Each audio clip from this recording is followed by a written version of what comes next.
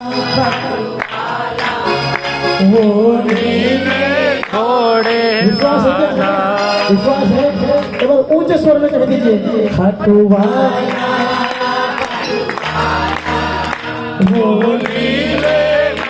कहना पड़ेगा कदम कदम पर रक्षा करता है कदम कदम पर रक्षा करता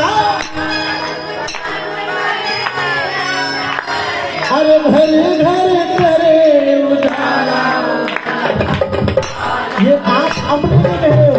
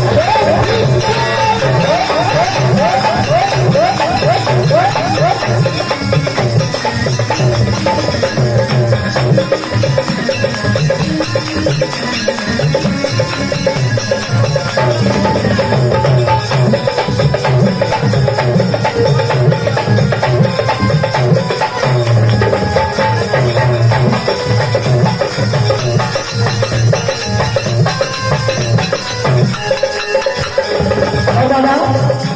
आज आपको बुलाया गया किसने बुलाया है बाबा को हाथ दबाते और अगर बाबा कहे तो बताओ क्या चाहिए तो सबसे वक्त क्या कहेगा बाबा सुनो मन मंदिर में वास करो प्रभु दूर करो अंधियारा मन मंदिर में वास करो प्रभु दूर करो अंधियारा मन मंदिर में वास करो प्रभु दूर करो अंधियारा मन मंदिर में वास करो प्रभु दूर करो अंधियारा